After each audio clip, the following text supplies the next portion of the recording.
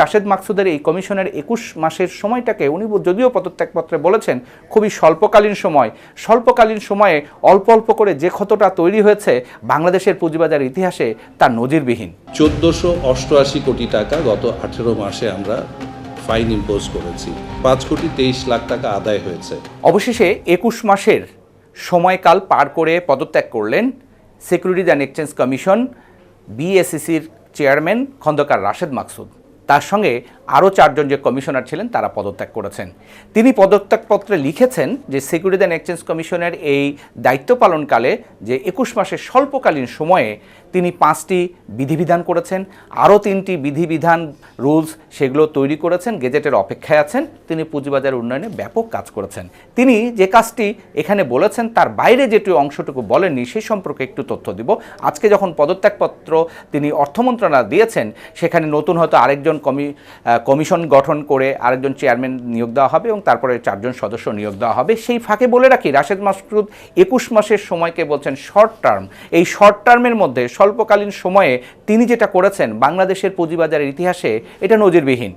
প্রথম কথা যে পুঁজিবাজারের একটা গতিশীল অবস্থা ধরে রাখার জন্য নতুন নতুন কোম্পানিকে এখানে বাজারে আনতে হয়, আইপিওতে লিস্টিং করতে হয়। কিন্তু রাশেদ মাকসুদের এই ২১ মাসের সময়কালে একটি নতুন কোম্পানিও পুঁজিবাজারে তালিকাভুক্ত হয়নি। তার মানে কার্যত বাংলাদেশের পুঁজিবাজারের প্রাইমারি মার্কেট অর্থাৎ নতুন কোম্পানি আসবে, আইপিওতে আসবে, বিনিয়োগকারীরা বিনিয়োগ করবেন, ক্ষুদ্র বিনিয়োগকারীরা টাকা দেবেন বা সামান্য কিছু আইপিওতে পাওয়ার জন্য সবাই যে অংশগ্রহণ করবেন সেটি পুরোপুরি বন্ধ ছিল। পুঁজিবাজার বিশ্লেষকরা বলছেন বা সাবেক চেয়ারম্যান যারা পুঁজিবাজারে তারা বলছেন কার্যত ২১ মাস ধরে বাংলাদেশের পুঁজিবাজারের প্রাইমারি মার্কেটটা একেবারে ডেড বা মৃত অবস্থায় পড়েছিল, যেটি রাশেদ মাকসুদের কমিশন করতে পেরেছেন সফলভাবে। অর্থাৎ নতুন কোনো কোম্পানিকে বাজারে না এনে প্রাইমারি মার্কেটটাকে একভাবে স্থবির করে রেখে দিয়েছে। এখন এই প্রশ্ন তুললেই কিন্তু সাথে সাথে বলেন যে পুঁজিবাজারে নতুন কোম্পানি আনার কাজটা কিন্তু সিকিউরিটিজ অ্যান্ড এক্সচেঞ্জ কমিশনের নয়। এটা ঠিক, আইনে তারা নয়, কিন্তু তারাই তো বিগত দিনে করে এসেছেন। এই সময়কালেও তিনি তো কোনো উদ্যোগ নেন না, বিশেষ করে যে ঢাকা স্টক এক্সচেঞ্জকে দিয়ে বা চট্টগ্রাম স্টক এক্সচেঞ্জ সহ অন্যান্য যে সংস্থাগুলো আছে তাদেরকে নিয়ে একভাবে বাজারে বিনিয়োগকারীদেরকে বুস্ট আপ করার জন্য, পুঁজিবাজারের বিনিয়োগকারীদেরকে বৃদ্ধি করার মাধ্যমে ব্যাংক খাতের উপরে চাপ কমানোর জন্য নতুন নতুন কোম্পানিকে এখানে আনবার যে কাজটি সেটি কিন্তু তিনি করতে পারেননি। তিনি এই কাজটি যখন করতে পারেননি আরও একটি কাজ তিনি করেছেন যেটিও বলা দরকার, সেটা হচ্ছে শাকের উপরে বোঝার আঁটি চাপিয়ে দিয়েছেন। সেটা কি?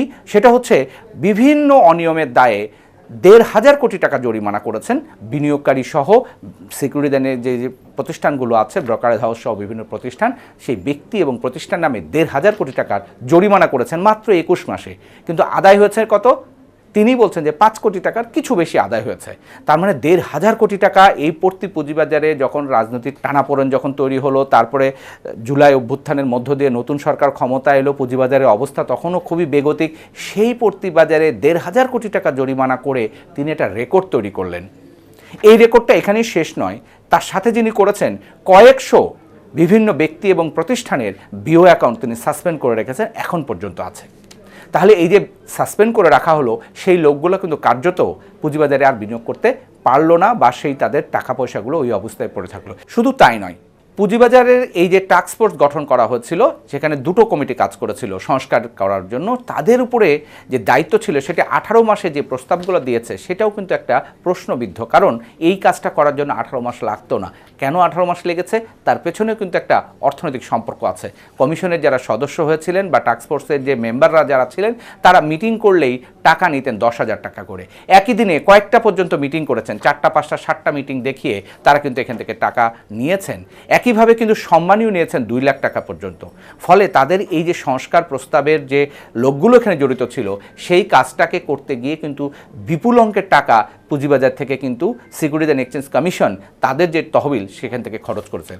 আমরা দেখেছি যে পুঁজিবাজারে এই যে সংস্কার কমিশনের যে প্রস্তাবগুলো সেটাও কিন্তু বাস্তবায়ন করার খুব একটা উদ্যোগ নেওয়া হয়নি। একই সঙ্গে আরেকটা জিনিস ছোট্ট বলে রাখি, এই রাশেদ মাকসুদের নেতৃত্বাধীন যে কমিশন ছিল সেই কমিশনের 5 জনের মধ্যে 4 জনেরই পুঁজিবাজার সম্পর্কে কোনো ধারণা ছিল না। খোদ রাশেদ মাকসুদ চেয়ারম্যান হওয়ার আগেও পুঁজিবাজার নিয়ে কোনো ধারণা ছিল না, কিন্তু তার একটি বড় সম্পর্কের জায়গা ছিল, সেটা হচ্ছে যে সাবেক অর্থ উপদেষ্টা সালেউদ্দিন আহমেদের সাথে তার এক ধরনের ঘনিষ্ঠ সম্পর্ক ছিল।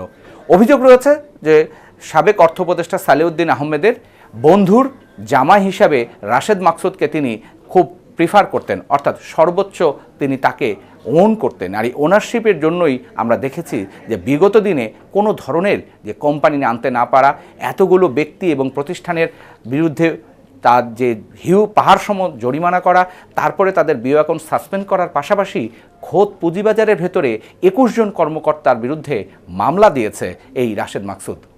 এই কমিশন মামলা দিয়ে শুধু তাদেরকে হয়রানি করে তাদেরকে সাসপেন্ড করেছে, তাদের বিরুদ্ধে অর্থমন্ত্রীর অভিযোগ করেছেন, তিনি নিজে গিয়ে এই তদন্ত করার কাজে তিনি উদ্যোগী হয়েছেন, যেটা পুঁজিবাজারে নজিরবিহীন।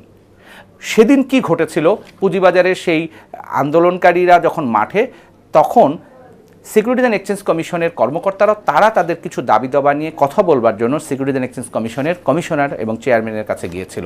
সেইটাকে তিনি তৎকালীন, যেহেতু মবের একটা বড় জায়গা ছিল অন্তর্বর্তীকালীন সরকারের সময়, তখন তিনি আইন শৃঙ্খলা রক্ষাকারী বাহিনীকে মেসেজ দিয়েছিলেন, আমার প্রাণনাশের হুমকি হচ্ছে, আমি আটকা পড়েছে, আমাকে তারা ঘেরাও করে রেখেছে।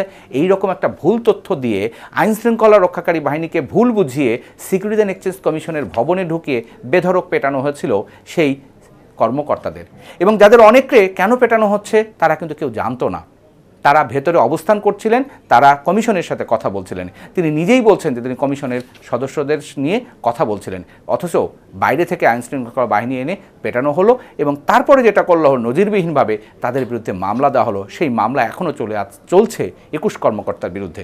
ফলে আমরা যদি সামগ্রিকভাবে রাশেদ মাকসুদের এই কমিশনের 21 মাসের সময়টাকে, উনি যদিও পদত্যাগপত্রে বলেছেন খুবই স্বল্পকালীন সময়ে অল্প অল্প করে যে ক্ষতটা তৈরি হয়েছে বাংলাদেশের পুঁজিবাজার ইতিহাসে, তা নজিরবিহীন। আর্থিক অনিয়ম, দুর্নীতির আরও নানান রকম সুযোগ সুবিধা কিন্তু আমরা দেখেছি যে তিনি তার পার্সোনাল যে কর্মকর্তা তাকেও কিন্তু দিয়েছেন। যে গাড়ি তিনি তাকে দিয়েছেন সেই গাড়ি ব্যবহার করছেন, আবার গাড়ির ড্রাইভার ওভারটাইম নিচ্ছেন, আবার জ্বালানি তেলের মূল্য নিচ্ছেন, আবার গাড়ি ভাতাও নেওয়া হচ্ছে। মানে সব কিছু মিলিয়ে কমিশন যেভাবে চেয়েছেন, অর্থাৎ কমিশনের প্রধান হিসাবে রাশেদ মাসুদ সেভাবেই চলেছেন। শুধু একটি কাজই করতে পারেননি, পুঁজিবাজারের উন্নয়নের জন্য যে সমস্ত জায়গায় হাত দেওয়ার কথা ছিল সেটা তিনি দেননি। এমনকি যারা 40 বছর, 50 বছর, 45 বছর ধরে বাংলাদেশের পুঁজিবাজারে তারা বিনিয়োগ করে প্রতিষ্ঠিত ব্যবসায়ী হিসাবে কাজ করছেন, বিভিন্ন ব্রোকারেজ হাউসগুলো পরিচালনা করছেন, তাদের সাথেও তিনি একটি জন্য বসার প্রয়োজন বোধ করেননি। অর্থাৎ তিনি সিদ্ধান্ত নেবেন সেটাই সঠিক। বাজারে যে স্টেক হোল্ডার তাদের সাথে তিনি বসেছেন অল্প সময়ের জন্য, অল্প কিছু, সেখানেও সিদ্ধান্ত আকারে তার বক্তব্যটাই তুলে ধরবার জন্য, তার সিদ্ধান্তটাকেই মানবার জন্য তিনি করেছেন। এমনও হয়েছে এই সিকিউরিটিজ অ্যান্ড এক্সচেঞ্জ কমিশনে বাইরে থেকে, অর্থাৎ অর্থ মন্ত্রণালয় থেকে তিনি কর্মচারীদেরকে তিনি হায়ার করে এনে এখানে সিকিউরিটিজ অ্যান্ড এক্সচেঞ্জ কমিশনে কাজ করবার কথা বলেছেন। অবশেষে শেষ হলো সেই 21 মাসের খন্দকার রাশেদ মাকসুদের, তার পুরো নাম সিকিউরিটিজ অ্যান্ড এক্সচেঞ্জ কমিশনের জামানা।